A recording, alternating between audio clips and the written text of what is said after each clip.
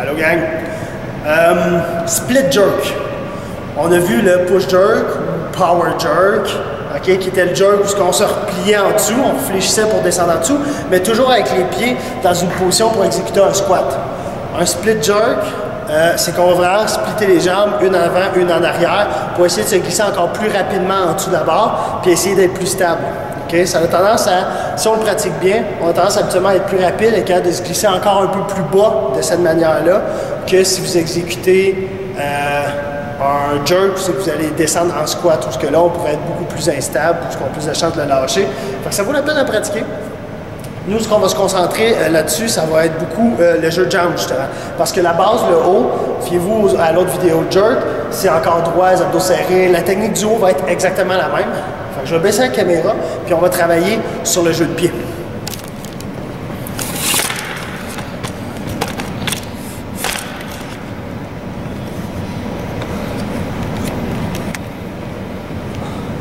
Fait qu'inquiétez-vous pas si vous ne voyez pas ma tête, tant que vous voyez mes pieds, c'est ça qui compte. En passant, c'est des mouvements d'haltéro. Hein. En ce moment, je n'ai pas mes souliers d'haltérophilie, mais si vous en avez, ça vaut la peine de les mettre en ce moment pour les pratiquer. Tout ce que je vais faire, largeur de pied, largeur des hanches, les épaules, dans ces approximations-là, abdos serrés, corps droit. Je tiens ma barre en ce moment, je l'ai à côté, imaginez. Okay? Je suis sûr que vous me croyez. Je vais faire ma flexion. On voit que mon tronc reste droit. Je n'ai pas penché. Je reste droit. Je fais ma flexion. Petite flexion. Boum! Je fais l'extension à la sienne. Là, si on regarde comme il faut, j'ai bien été porter mon pied en arrière. Mon pied en avant aurait peut-être pu avancer encore un peu plus. Parce qu'on voit que mon genou est un petit peu devancé. Okay? S'il est droit, on va être en position de force. Solide. S'il y a un petit peu trop devancé, ben là, c'est le pied qui a été timide, c'est le genou qui a compensé. Vous allez avoir plus de misère après ça à remonter la barre. Donc on recommence. Flexion corps droit, les genoux. Maintenant, quand j'atterris, c'est important que mon pied arrière n'essaie pas d'atterrir sur le talon. C'est normal que le talon soit décollé et mon pied, il faut qu'il soit aligné vraiment droit. Je vous le montre tantôt, je vais le faire de face. Le pied en avant, il faut que mon pied au complet s'appuie. Solide. Il ne faut pas essayer d'être sur le bout des orteils. Okay? Il faut vraiment s'appuyer fort dessus. Je réexécute. Il faut être agressif. Le plus agressif possible vous allez être, le mieux vous allez être capable de vous glisser en dessous. Le plus rapidement vous allez pouvoir vous glisser en dessous.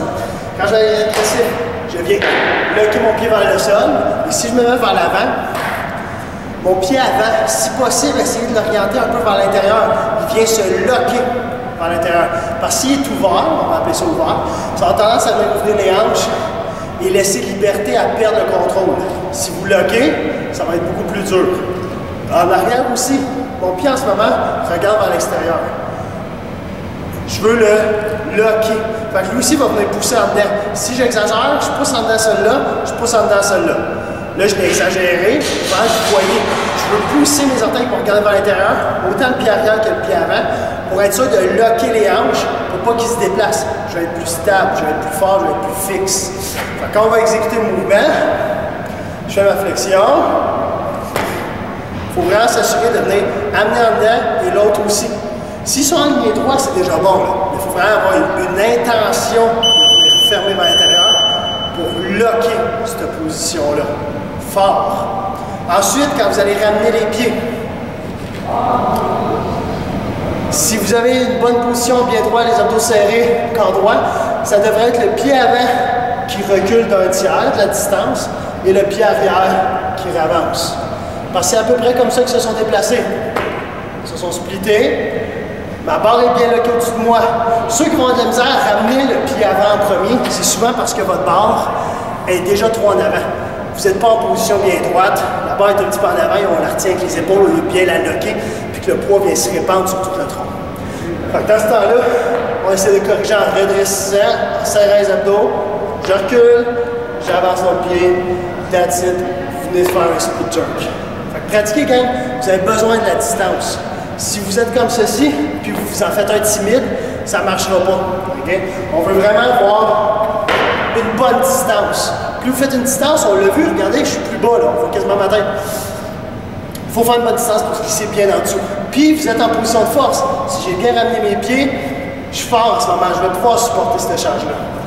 Pratiquez vraiment, ça vaut la peine. Ciao!